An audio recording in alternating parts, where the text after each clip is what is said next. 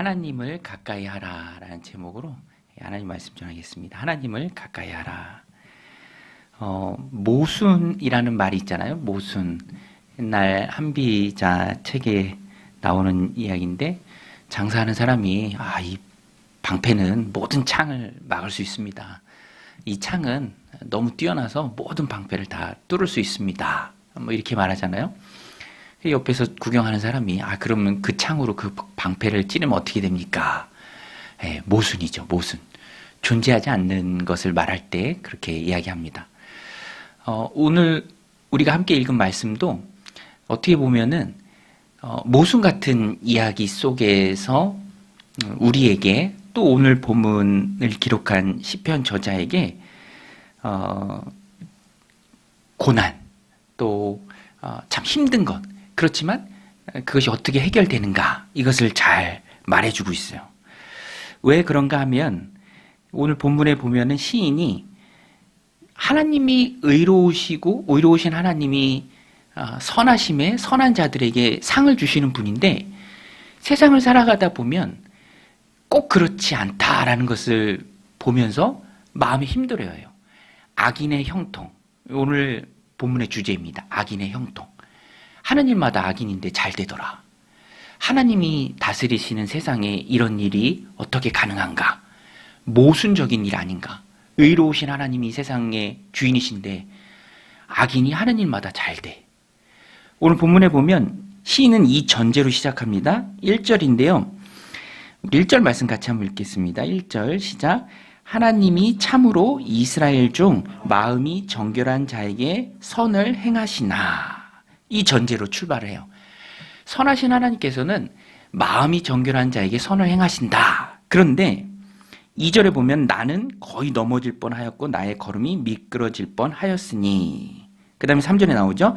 이는 내가 악인의 형통함을 보고 오만한 자를 질투하였음이로다.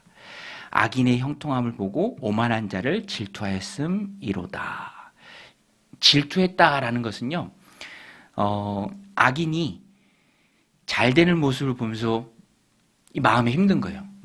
악인이 잘 되는 그 모습을 보면서 부러워하는 거죠. 그 다음에 뭐라고 하냐면, 시인이 보니까 이 악인이 형통할 때 어떻게 형통하냐면 그 내용이 쭉 나옵니다.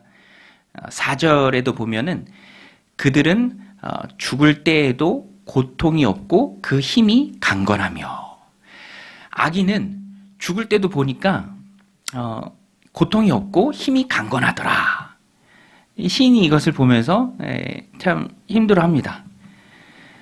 하나님 다스리시는 세상인데, 하나님이 주인 되신 세상인데 왜 악인이 형통한가, 잘 되는가.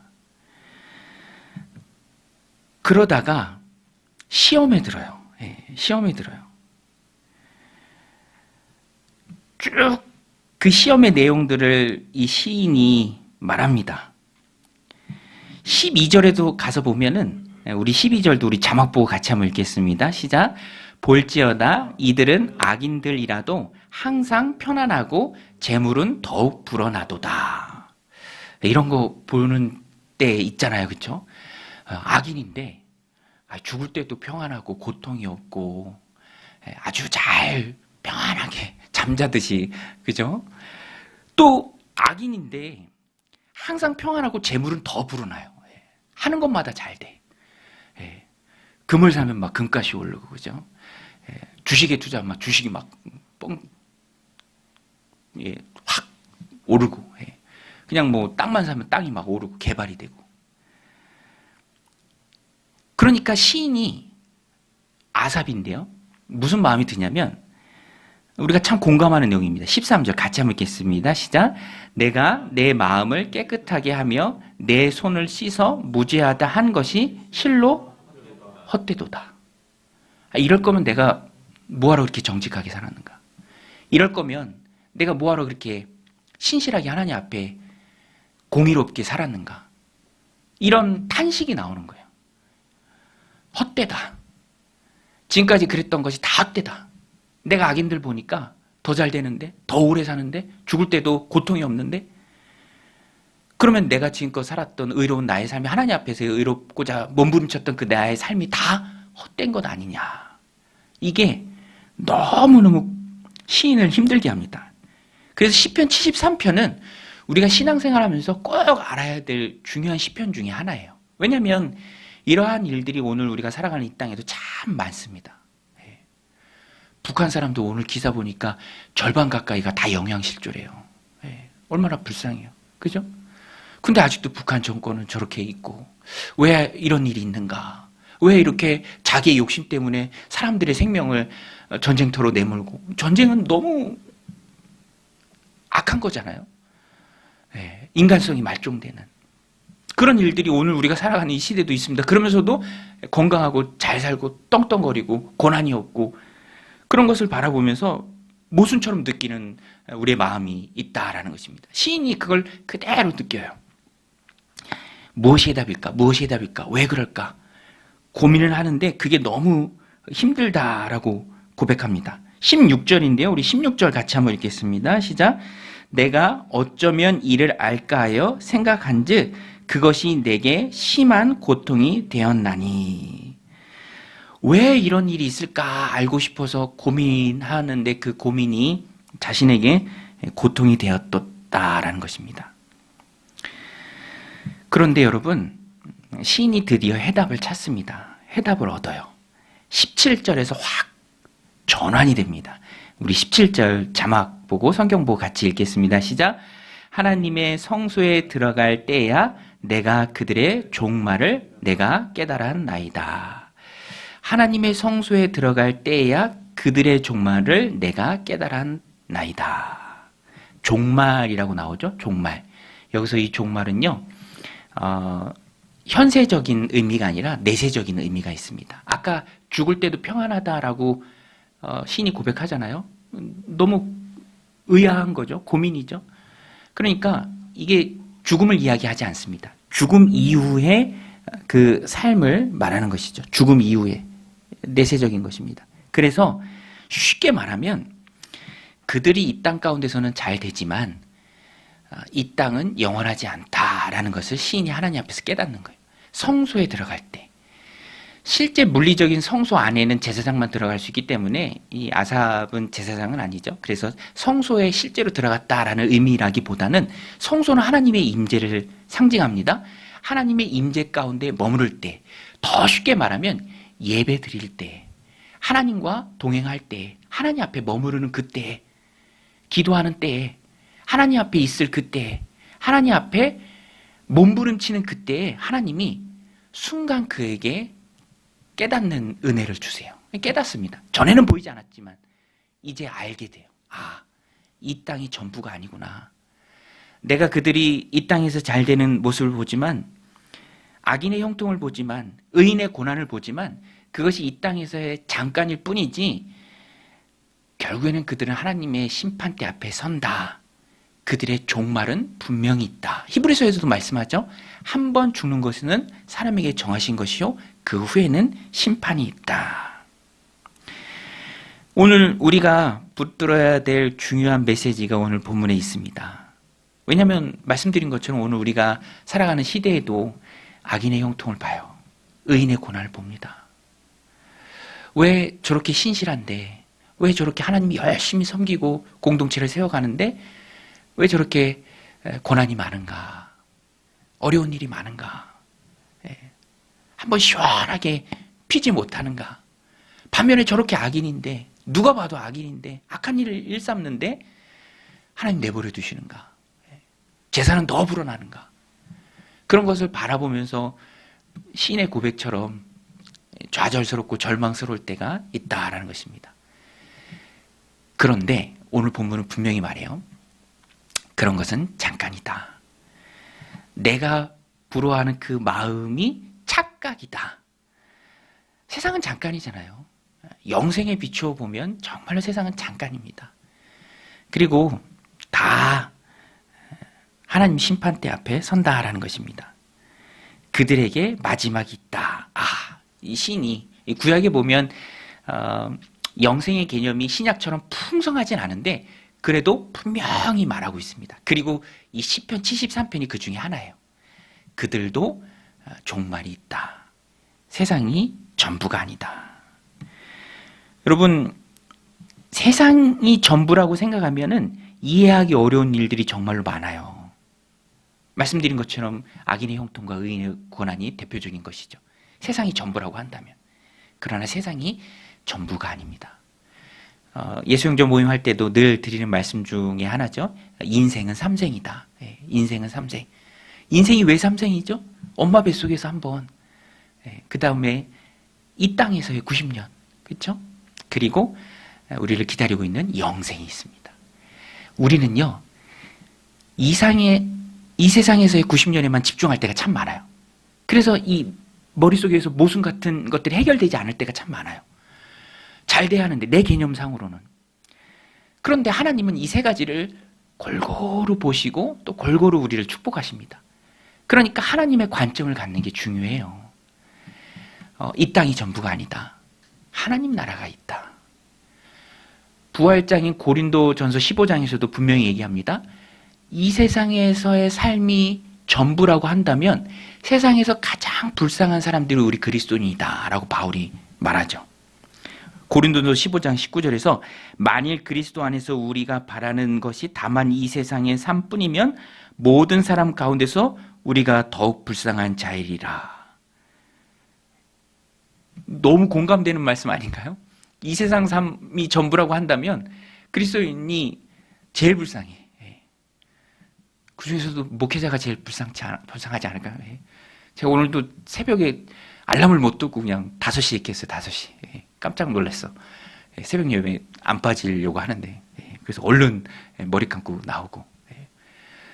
같이 기도해야 되니까. 성도님들 위해서 기도해야 되니까. 근데 이 세상의 삶이 전부라고 한다면 그게 무슨 의미가 있습니까? 더 즐기고 더 즐거웠고 세상 즐거움을 쫓아가는 게 훨씬 더 좋은 거죠. 한 번 사는데. 그런데 그게 아니다라는 거예요. 이 시인이 이쪽에 너무 빠져 있었던 거예요. 그래서 악인의 형통의 문제가 해결이 안 됐던 겁니다. 여기에 너무 빠져 있으니까, 세상에 빠져 있으니까. 그렇죠, 여러분? 우리 한번 따라했습니다. 세상이 전부가 아니다. 여러분 믿으십니까? 바울이 고백했지만 세상이 전부가 아니게, 이 세상의 삶이 다가 아니게 우리는 절대로 불쌍한 사람들이 아닙니다. 오히려 축복된 사람들이에요. 오늘 본문의 제목이, 주제가 그겁니다. 하나님을 가까이 하라. 시인이 그것을 깨달아요. 여러분, 그래서 오늘 우리는 이 땅을 살아가면서 영혼의 관점에서 내 삶을 바라볼 수 있어야 돼요. 하나님의 관점에서 내 인생을 바라볼 수 있어야 합니다. 하나님은 어떻게 보면은 영혼의 초점이 더 많이 가 계세요. 그래서 우리가 그 영원의 삶을 더 잘 누릴 수 있도록 준비하도록 이끄실 때가 참 많이 있습니다. 그래서 이유 없는 고난은 없다. 악인의 형통도 잠깐이다. 여러분, 진짜 저주는요, 악인의 형통이에요. 회개의 기회를 주시지 않아요. 뭔가 좀 깨져야 하나님 앞에 엎드리고 무릎 꿇고 회개하고 돌이키고 돌아올 텐데, 그게 아예 없으면 세상에 그거만큼 더 큰 안타까운 일이 어디 있습니까? 그렇지 않습니까, 여러분? 그래서 우리는요, 하나님의 관점으로 우리의 삶을 볼 수 있어야 돼요. 제가 그 목사님, 사모님들 모임이 있는데, 어제 거기 갔다가 이제 늦게 오느라고 늦게 잠들어서 이제 오늘 늦게 일어났는데, 멀어요. 강북 그 쪽인데, 그래도 꼭 위로하고 싶은 목사님이 있어서 갔어요. 왜냐하면 이 목사님이 한 10년간 열심히 하나님 기뻐하시는 교회 공동체를 세우겠다고 노력을 했는데, 이제 그분 표현에 의하면 본인이 열심히 노력했던 게 본인 의지와는 상관없이 이게 본인 표현이 그거예요. 엎어졌다. 그러니까 제가 옆에서 봤어요. 열심히 기도하고 강단에서 기도하고 기도원 다니면서 기도하고 정말 열정적으로 했는데 결국에는 그게 계획대로 안 됐어요. 그러니까 얼마나 낙심이 되고 얼마나 힘들어할까. 그래서 가서 다 같이 이렇게 위로해 주는데 오히려 제가 위로를 받았습니다. 이분이 하나님의 관점에 꼭 매여서 자기가 그런 어려운 일을 당했고 낙심되고 절망스러운 일을 겪었지만 하나님의 뜻은 분명하다라는 것을 그 절망스러운 상황 속에서도 꼭 붙들고 오히려 웃으면서 우리를 맞이하고 또 우리에게 위로를 전해주더라고요. 참 도전이 되었습니다. 여러분, 절망스러운 상황이 있지만 절망하지 않는 사람, 낙심할 수밖에 있지만 낙심하지 않는 사람, 누구입니까? 하나님의 관점으로, 그 영생의 관점으로 자신의 삶을 바라볼 때 위기의 순간에도 어려운 순간에도 그것을 극복해내는 사람이에요. 시인이 그것을 깨닫습니다. 이 세상이 전부가 아니다. 그것을 못하면 시험에 드는 거예요. 이 시인의 앞부분처럼 너무너무 힘들어. 시험에 드는 거죠. 근데 극복하면 하나님 나라를 위해서 힘있게 쓰임받습니다. 바울도 그의 시선은 하나님 나라에 있었죠. 디모데후서 4장 7절 8절에 보면 디모데후서가 바울이 쓴 서신서 중에 마지막이잖아요. 그 중에서도 디모데에게 하는 이 고백이 정말 우리의 마음에 울림을 주죠. 나는 선한 싸움을 싸우고 나의 달려갈 길을 마치고 믿음을 지켰으니 이제 후로는 나를 위하여 의의 면류관이 예비되었으므로 주 곧 의로우신 재판장이 그날에 내게 주실 것이며 내게만 아니라 주의 나타나심을 사모하는 모든 자에게 도니라. 주의 나타나심을 사모하는 모든 자. 주의 나타나심을 사모하는 마음이 있을 때 현실에서 만나는 어려움들, 악인의 영토, 의인의 고난, 낙심과 좌절과 절망할 수밖에 없는 그런 일들도 이겨낸다라는 것입니다. 왜냐? 하나님의 관점으로 자신의 인생을 바라보기에 그 인생을 바라보는 시선이 주님 주실 면류관에 있습니다. 주님 주실 면류관. 오늘 우리도 이 말씀을 꼭 붙들고 세상이 전부가 아니다. 그 월요일날 큐티 본문에 어리석은 부자 나오잖아요. 여러 해 쓸 물건이 있다. 풍년이 들었다. 창고 헐고 증축했다. 내 영혼아, 여러 해 쓸 물건이 있다. 즐거워하라. 평안을 누리라. 그 어리석은 부자니까 여러 해에 팍팍해 있는 거예요. 여러 해. 이 땅에서의 삶이죠. 여러 해. 그렇죠? 근데 하나님은 영혼의 주인이시잖아요. 어리석은 부자에게 말합니다. 어리석은 자여, 오늘 밤 내가 내 영혼을 도로 취해갈 텐데 그러면 내가 준비한 그것이 누구 것이 되겠느냐? 그 여러 해 쓸 수 있겠느냐? 이 어리석은 자예요. 세상에 뿌리박은. 오늘 우리 그리스도인들은 그러지 말아야 합니다. 하나님의 관점, 영생에 대한 사모하는 마음, 주의 나타나심을 사모하는 마음, 그 마음을 가지고 이 땅을 살아갈 때 만나는 고난, 악인의 형통, 세상이 왜 이러지? 왜 이렇게 나뉘지? 갈렸지? 왜 이렇게 해결이 안 되지? 라는 문제들도 극복하고 이겨낼 수 있다라는 것입니다. 또 한 가지, 하나님을 가까이 함이 복이다. 오늘 본문의 주제와 같은 말씀인데요. 우리 28절 말씀, 우리 자막 보고 같이 한번 읽겠습니다. 시작. 하나님께 가까이 함이 내게 복이라. 내가 주 여호와를 나의 피난처로 삼아 주의 모든 행적을 전파하리이다. 여러분, 하나님께 가까이 함이 복인 줄로 믿습니다. 하나님을 가까이 함이 복이에요. 이 땅에서 창고에 많이 넣어놨다는 그게 복이 아니라 그건 잠깐이잖아요. 영원한 하늘나라가 있습니다. 영원의 관점에서 보면 무엇을 창고에 넣어놨든 그것은 복의 근원이 될 수가 없습니다. 진짜 복은 하나님 그분이시죠. 하나님과 동행하는 것. 하나님을 소유한 자가 모든 것을 소유한 자입니다. 세상에 아무것도 없어도 하나님을 소유한 자라면 모든 것을 다 소유한 자죠. 영혼을 믿는 당연한 논리의 귀결이에요. 그래서 이 시인은 회개해요. 하나님, 내가 하나님 앞에 짐승 같았습니다. 내가 이것을 깨닫지 못했습니다. 그저 악인의 형통을 부러워할 따름이었습니다. 하나님을 놓친 거죠. 하나님을 놓친 거예요. 그러면서 너무 귀한 고백을 25절에 해요. 우리 이따가 함께 부를 찬양도 이 가사로 만들어졌는데 우리 같이 한번 읽겠습니다. 25절 시작.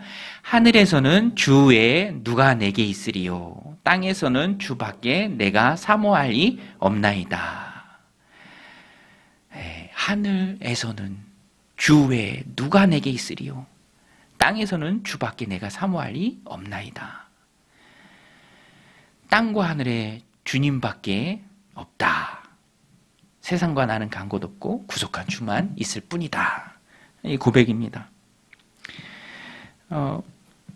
이 놀라운 고백을 시인은 예배를 통해서 성소에 들어갈 때, 하나님의 임재 가운데 있을 때 깊은 묵상을 통해서 이 깨달음을 얻었습니다. 시험에 든다라는 것은요, 뒤집어서 말하면 하나님을 지금은 가까이 하고 있지 못하는 상태다라는 거예요. 하나님을 가까이 해야 세상 현실에 만나는 모든 문제의 시험들을 이길 수 있습니다. 바울도 하나님을 가까이 했죠. 육체의 가시가 그에겐 참 시험거리였어요. 그것을 위해서 하나님 앞에 가까이 나아갑니다. 기도해요. 그때 하나님 깨닫게 해주세요. 육체의 가시가 은혜의 통로다. 고린도후서 12장 9절에 나에게 이르시기를 내 은혜가 내게 족하도다. 이는 내 능력이 약한 데서 온전하여 짐이라 하신지라. 그러므로 도리어 크게 기뻐함으로 나의 여러 약한 것들에 대하여 자랑하리니 이는 그리스도의 능력이 내게 머물게 하려 함이라. 육체의 가시가 없어진 게 아니에요. 육체의 가시를 바라보는 바울의 관점이 하나님의 관점으로 확 바뀌었습니다. 그러니까 오히려 나중에는 자랑하죠. 하나님 날 사랑해서 주신 것이다. 가까이 할 때 깨닫게 해주셨어요. 여러분, 오늘 우리도 하나님께 가까이 나가야 할 줄로 믿습니다. 예배 가운데, 기도하는 가운데, 하나님의 말씀을 붙들고 묵상하는 가운데, 그 말씀을 내 삶에 실천하려고 몸부림치는 가운데, 가까이 하는 가운데 하나님 깨닫는 은혜를 주십니다. 하나님의 관점이 있으면 어려움 중에서도 기쁨이 있다. 하나님과 가까이 해야 하나님 그 은혜를 우리에게 주십니다. 혼자 고민하지 말고 주님 앞에 나와야 합니다. 한나도 아이가 없어서 고생스러울 때 사람하고 가까이 하지 않고 하나님과 가까이 했어요. 하나님 앞에 나와 엎드려 기도했습니다. 그때 그 마음이 다 위로를 얻죠. 오늘 이 아삽의 시편, 이 시인을 보십시오. 전에는 힘들어 죽을 지경이었습니다. 시험거리였어요. 그 안에서 악인의 형통을 부러워하기는 그런 지경이 있었습니다. 그리고 자기가 의롭게 살았던 모든 것이 다 헛되다. 이럴 거면 내가 왜 이렇게 사나. 신앙에 대한 회의감이죠. 영적 우울증입니다.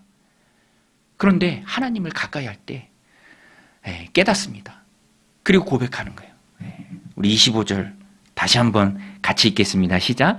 하늘에서는 주 외에 누가 내게 있으리요. 땅에서는 주밖에 내가 사모할 이 없나이다.